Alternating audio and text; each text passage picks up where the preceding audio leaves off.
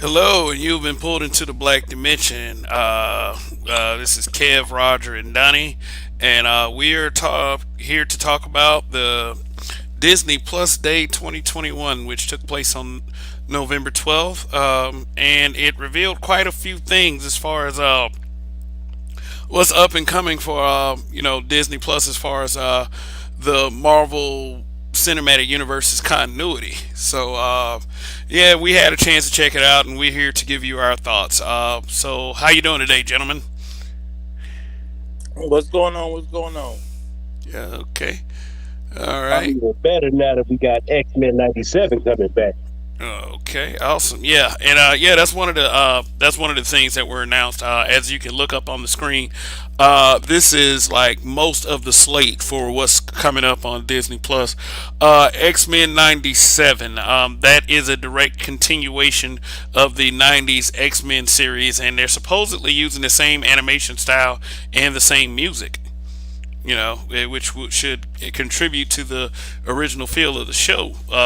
Hopefully, it has some of the same writing and story continuity as well, which made the original cartoon so great. So, let me ask y'all something. Is there anything on this slate that has jumped out to y'all thus far besides X Men '97? Honestly, I'm interested. I'm In, excited to see. Go ahead. go, no, I'm interested in the Moon Knight series, and I'm a little bit I'm curious on how they're gonna do the Ironheart thing. So I'm kind of curious about those for sure. Yes, Ironheart. That's supposed to be Iron Man's successor. Young black girl who is very genius level intellect named Riri Williams, which builds an Iron Man suit of her own. Which is going to be coming to Disney Plus, but the character of Riri Williams herself is supposed to be introduced in the upcoming MCU film Black Panther 2: Wakanda Forever. Um, I would say that one that does kind of jump out to me.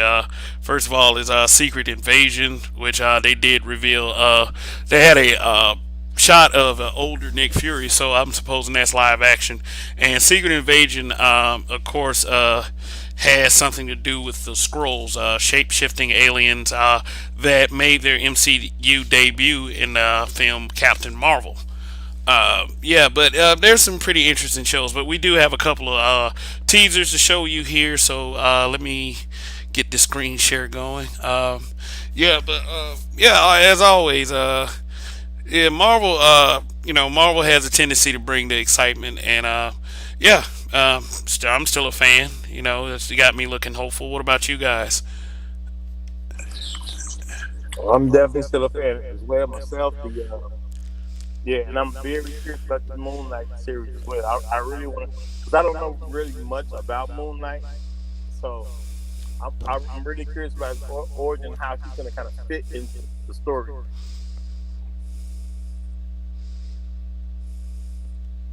Moon Knight is like a darker, crazy Batman. That's kind of how they catalog that man. But I'm excited to see more what if episodes and what potential comes from there. 'Cause I'm curious if Marvel Zombies is taking place based on the what if episode where all hell breaks loose and the zombies come out. Okay. All right. Well, here is the Marvel Studios' first look at the Disney Plus series Moon Knight. Here we go.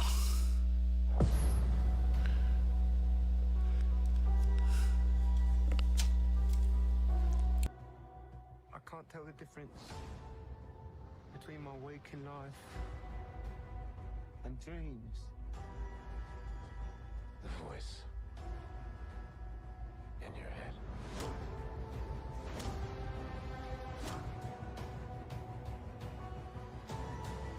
It devours you.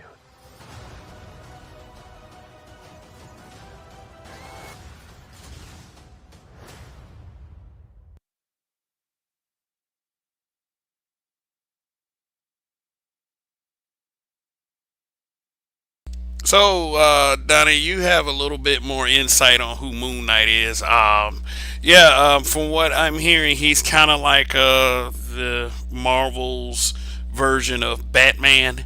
What I did, I read things on the internet quite often. What I did read on one article is, while a character like Batman makes a dark, he wears a dark suit so you won't see him coming. Moon Knight wears a white suit so you can see him coming. So it does that sound Yeah, accurate? he's Moon Knight's a scary mother. Yeah, he's a scary motherfucker. That's just Moon Knight.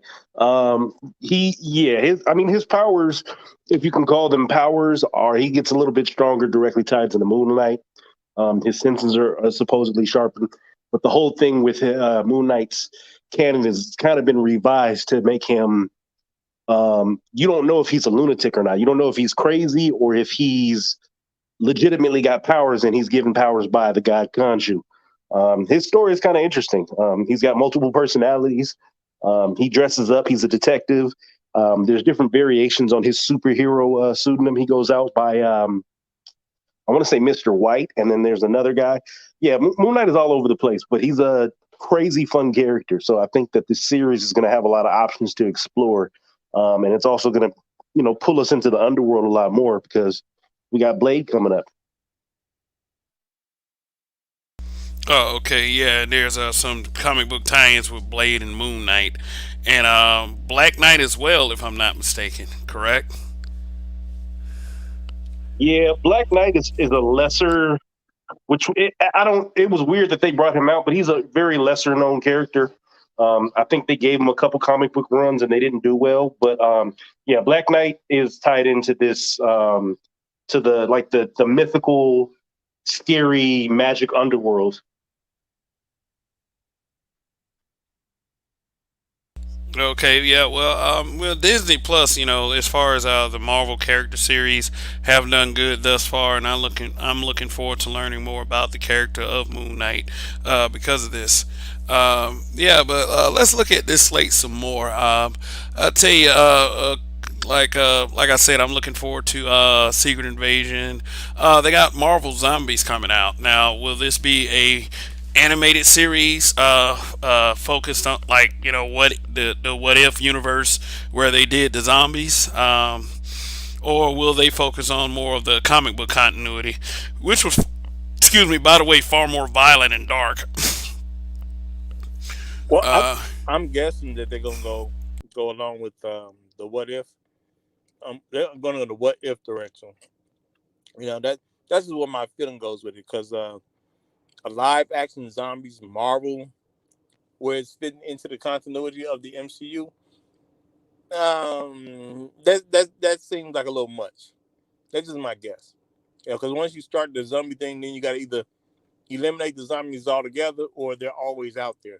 So that may be a little bit much for live action. That's my theory. So well, that zombie thing is going to be dark. I think it's going to be a takeoff from the what if.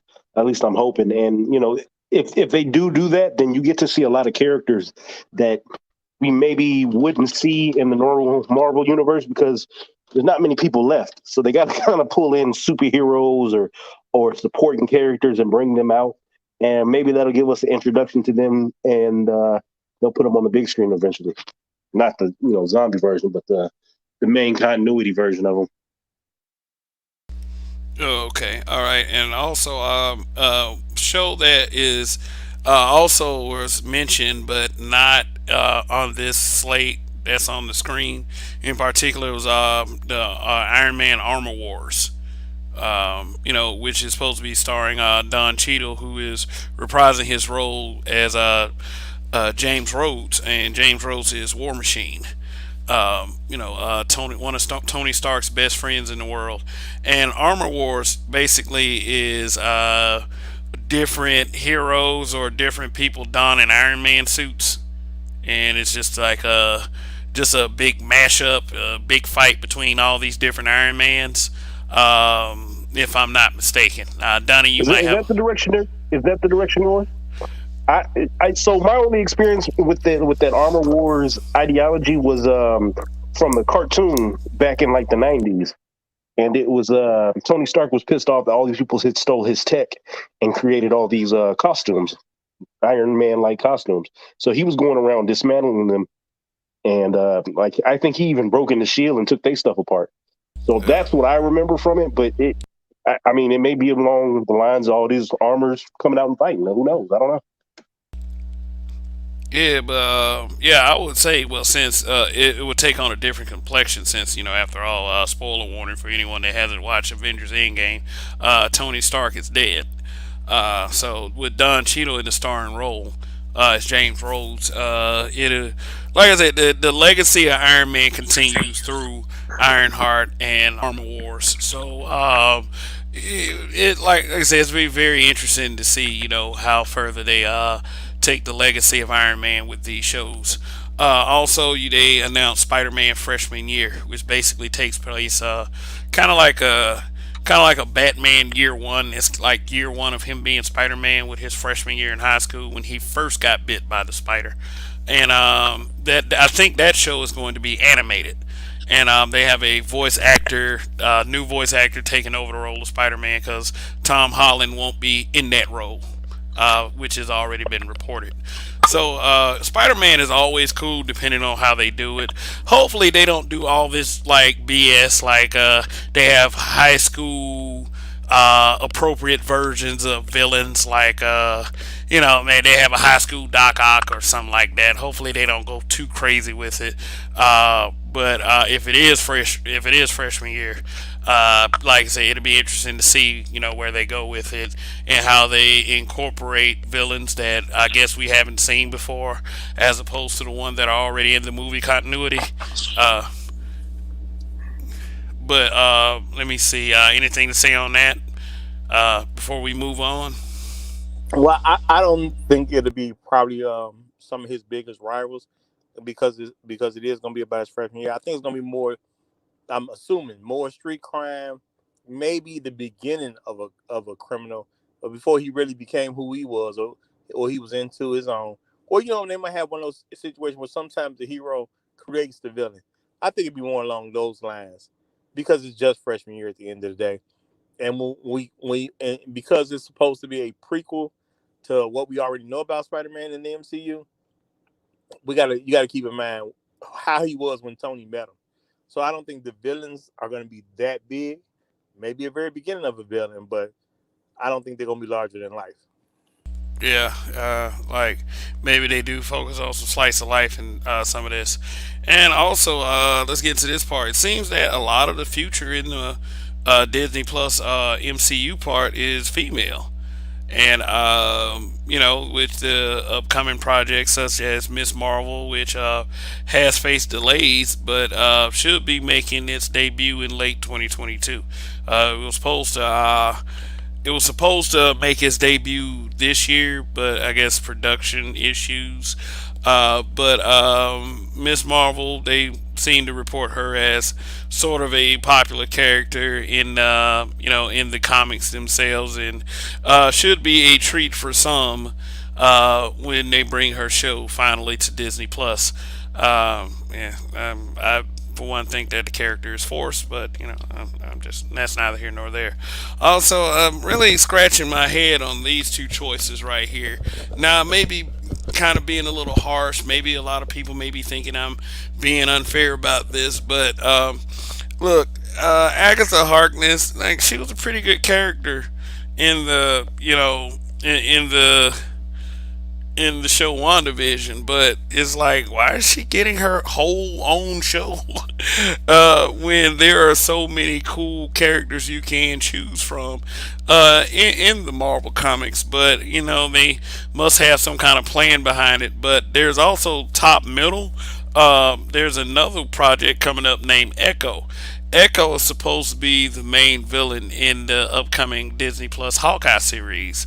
Echo is supposed to be the daughter of Wilson Fisk, the Kingpin, and supposedly she's deaf. So there might be some kind of underlying representation message to it, which is nothing wrong with that. But still, it's like it's kind of like Marvel's Eternals is kind of, you're taking a bunch of people. I mean, well, a bunch of characters that people did not normally care about, and now you're making them into something. But I guess we have to trust Marvel.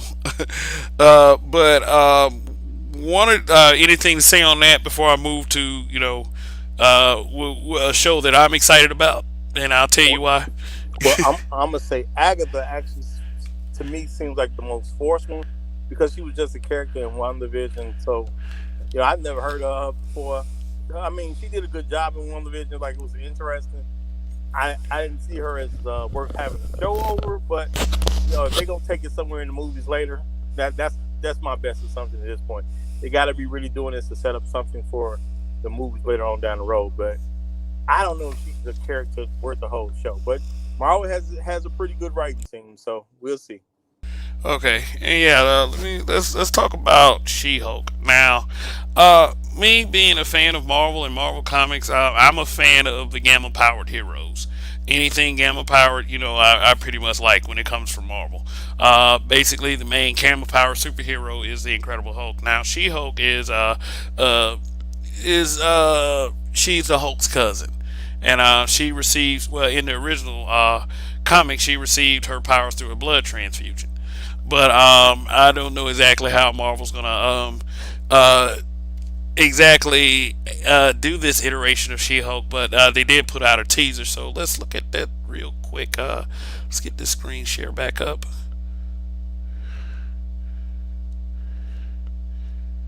All right, so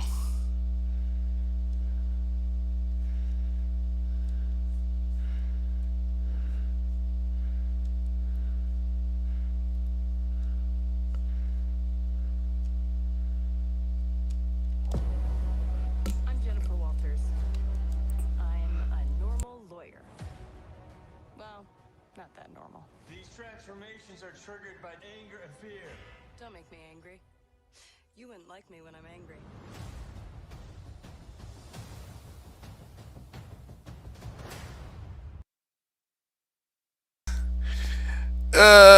not really showing like too much right there, I would say, but like I said, I mean, from what I've previously heard about the show itself, looks like it might have some pretty interesting things going on. Like you got the Abomination returning to the screen, then you got Smart Hulk, it seemingly transforms back and forth.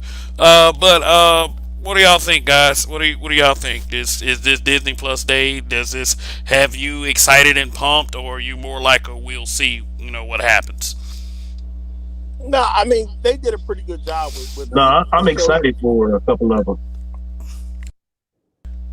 Yeah, Okay. and they've done a great job on the. I mean, we got three shows from them so far.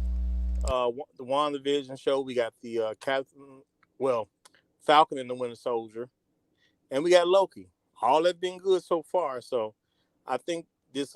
I'm kind of confident in this one. I'm kind of confident that She-Hulk is going to be pretty good. Okay. All right. Well, Yeah, what about? that's where I'm at with it. I think it'll be a good series, good tie-ins. I think you'll have an introduction to a lot of villains that are coming up. But I am curious how they are going to tell the story of how she got her powers, which there's only really one way in the comic books, I think. But I'm curious to see how they run that story along. Also, did you notice that man's arm was fixed? Yeah, yeah, yeah. Like I knew he would. Like originally in Endgame, it was being reported like Hulk's arm is messed up forever, but it seems to have healed up it seems to have healed up completely, and the healing process is supposed to be tied into the origin of She-Hulk. That's as reported. So it'll be interesting to see how his arm heals up, and I feel like the arm healing up is necessary to continue the story of the Hulk because I hear great things are coming up for it. But yeah, yeah, this definitely has me excited, and this is Disney Plus further pushing the whole series movie tie-in to go in deeper with their universe, and that's what makes the Marvel Cinematic Universe or well multiverse so great. So that's I think that's about it. We're excited for what's coming up in Disney Plus, and there's we've said what we were going to say. Anything else, fellas, before we wrap it up? No, I'm good to go. Yes. All right. All right. And Yeah, I'm deep. okay, and you have been pulled into the black dimension. Hopefully, you guys find your way out. Until the next time, thank you for watching.